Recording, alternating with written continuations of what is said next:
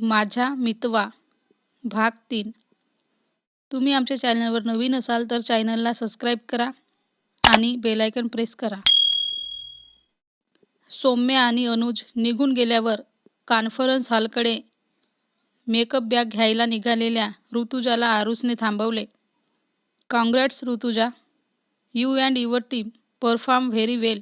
तो तिच्या चेहऱ्यावर नजर खिळवत म्हटला. Thanks sir. How has the concept? Is it executed well? आज पहिल्यांदा त्याची नजर टाळत जरा इकडे तिकडे बघत ती उगाच म्हणाली. Yes of course, it was great, but the best part was your performance. You are looking beautiful Rutuja.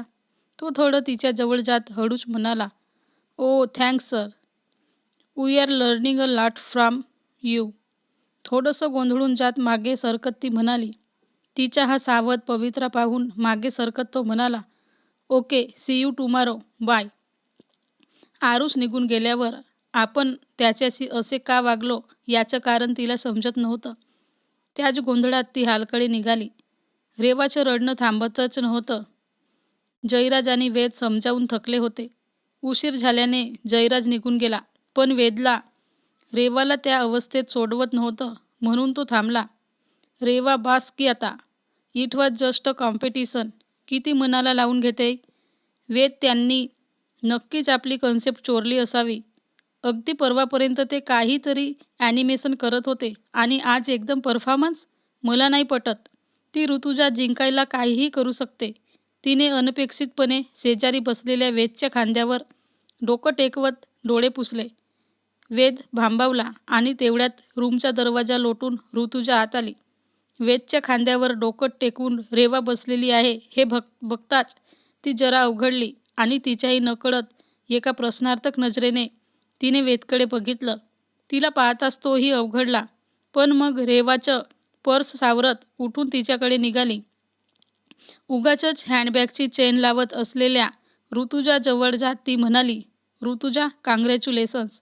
खूप मेहनत पडली असेल ना कॉन्सेप्ट ढापायची? मग 1-2 दिवसात प्रिपेअर करायचंच. एक्सलेंट. रेवाकडे अविश्वासाने बघत ती म्हणाली. रेवा, काय बोलते? कळतंय का तुला? ही आमची ओरिजिनल कन्सेप्ट होती. योगायोगाने आपल्या काही गोष्टी झाल्या मॅच आणि इट्स बट ऑब्व्हियस आजच्या मार्केटिंग जगात याड अशाच बनतात. काही नवीन नाही आहे. चिल यार, रिलॅक्स.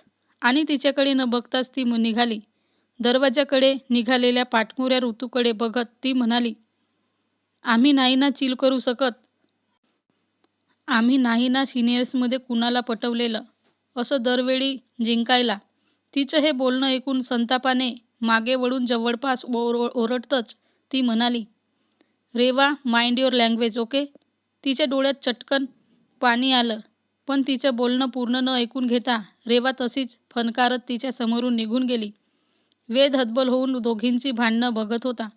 रेवा निघून जाताच तो दरवाजापर्यंत तिला आवाज देत तिच्या मागे गेला, पण ती जराही न थांबता निघून गेली.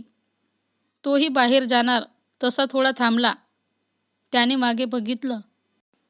ऋतू रडत होती. रेवाचं बोलणं तिच्या जिव्हारी लागलं होतं. तो न राहवून मागे फिरला आणि तिच्या जवळ गेला. हे लिसन, सॉरी. तो तिच्याकडे बघायचं टाळत म्हणाला. सकाळच्या प्रसंगातला अवघडलेलापणा अजूनही डोकावत होता. हलकेच डोळे टिपत, नाक ओढत, डोळे मोठे करत रागातच तिने त्याच्याकडे पाहिले आणि म्हणाली. तू ऐकलंस काय म्हणाली तुझी मैत्रीण ते? मी कुणाला तरी पटवून जिंकले. कापी केली तुमची. दीर्घ श्वास घेत ह्यावेळी सरळ डोळ्यात बघत तो आपसुकपणे तिच्या अजून थोडं जवळ गेला. त्याच्या फक्त श्वासानेही तिच्या गालावरची बट थोडी हलली. तो हरवल्यासारखा म्हणाला. मला माहीत नाही ती काय म्हणाली आणि का म्हणाली. मी फक्त आता एवढंच म्हणेन. बोलता बोलता तो थांबला. क्षणभर थोडी शांतता पसरली. त्याच्या पुढच्या वाक्याची ती स्वतःवर चिडत अविश्वासाने वाट बघत होती. तिच्या गालावर ओघळत असलेला एक थेंब एका बोटाने हलकेच बाजूला करत तो म्हणाला. Please don't cry. झटकन बाजूला होत सारव करत अडखळत तो म्हणाला. आय मीन रडू नको. घरी जायचंय ना? तुझा तो मेकअप वगैरे खराब होईल. मी रेवूला सांगतो की तुम्ही दोघी बोलून सार्ट करा तुमचं भांडण, ओके. मगापेक्षाही जास्त रागात साडीची पर्वा न करता ती ताळताळ निघून गेली. आज तनू आणि प्रियाने कामानिमित्त रात्री उशिरा येण्याची परवानगी घेतली असल्याने ऋतू एकटीच होती रूमवर.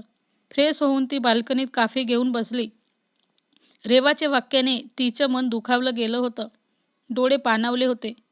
तनू आणि प्रिया कामात असल्याने त्यांना फोन करायचा प्रश्नच नव्हता. मनातलं सांगावं इतकं जवळ आतापर्यंत बाकी इतर मित्रमैत्रिणी असं कुणीच नव्हतं. रूममधली शांतता अंगावर येत होती. खालून फक्त काही लहान मुलांच्या खेळण्याचा आवाज शांततेवर ओरखडा पाडत होता. एरवी दंगामस्ती करत ही कातर वेळ कशी निघून जाते ते कळतही नसे. पण आज जणू संध्याकाळ अंगावर येत होती. खोल काहीतरी दुखावलं आहे आणि नेमकं सल काय आहे हे न कळल्याने अजूनच तिचे डोळे भरून येत होते. आम्ही नाही ना सिनियर्सला पटवलं हे रेवाचे वाक्य तिला जास्त छळत होतं. हलकट काय मूर्ख मुलगी आहे Reva. Dumb, plastic face doll. स्वतःचं काही डोकं चालत नाही तरी समोरच्याला असं काही म्हणायची हिंमत ठेवते. मूर्ख. त्या तिच्या 2 बॉडीगार्डच्या जोरावर उडत असते. एकतर तो साजना ब्लडी साक्षात जयराज नाईक. साक्षात तर उल्लू जोकर आहे आणि दुसरा तो. रागात गरम कॉफीचा अंदाज न आल्याने तिचं पहिल्याच घोटाळ्यात तोंड जरासं पोळलं. तिने पटकन कप बाजूला ठेवला. सी, त्याचं नावच काढायला अवकाश आणि काहीतरी बिनसतच.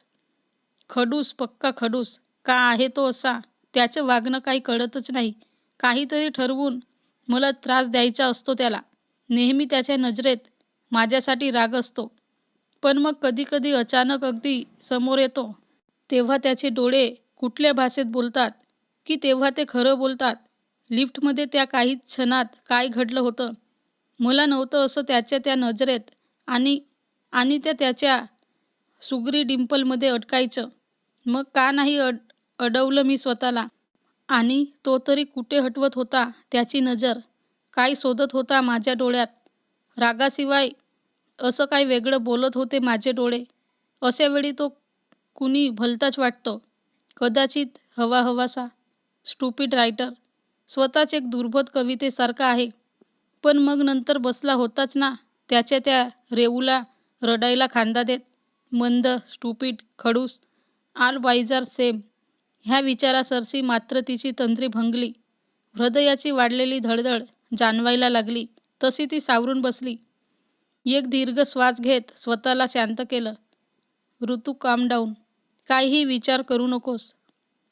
तो तुला जस्ट कलिग समजतो. Rather strong competitor. ती बेअक्कल मुलगी मला इतकं वाईट बोलली तरी तो फक्त म्हणतो मी रेवूला सांगतो. रेवू, माय फूट. डोळ्यातून गालावर ओघळलेल्या अश्रूला तिने टिचकीसरशी उडवलं. अरे तुमचं प्रेम घरी ठेवा ना म्हणे. रेवूसोबत बोलून सॉर्ट आऊट कर. Bloody hell. आणि काय सांगू तिला? हे बघ रेवू, मी काही आरूस पटवलं वगैरे नाही बरं का. आणि हा दुसरा मूर्ख आरूस उगाच भाव देतो, क्लोज यायचा प्रयत्न करतो. शी, नाही कम्फर्टेबल वाटत मला त्याच्यासोबत. सुरुवातीला हँडसम आहे, सिनियर आहे, आपल्या कामावर इम्प्रेस आहे म्हणून जाम भारी वाटायचं. पण नाही यार, त्याची नजर नाही आवडत मला. त्याच्या अशा वागण्याने त्याची ती सलोनीसुद्धा कावून असते माझ्यावर. आणि ह्या रेवासारख्या डंपोजला तर आयता गॉसिप टॉपिक मिळतो. काय प्रॉब्लेम आहे यार आयुष्यात? काय होतंय?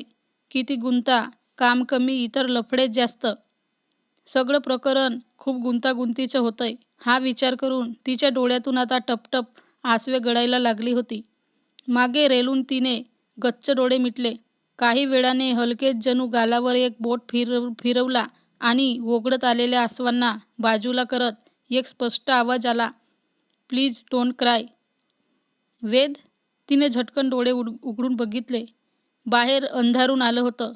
मगाची शांतता जाऊन दूरवरून येणारे गाड्यांचे आवाज वाढले होते. कुंडीत उमललेल्या गुलबक्षीच्या फुलांचा मंद गोडसर गंध हळूवर पसरत होता. मनात नुकत्याच येऊन गेलेल्या विचाराचं तिला हसू आले. नकळत समोरच्या गुलबक्षीच्या फुलांचा गुलाबी रंग हलका हलका तिच्याही गालावर चढला होता. दिवसाला अलगद रात्रीशी जोडत संध्याकाळ विरघळून गेली आणि त्याच्यावरचा तिचा रागही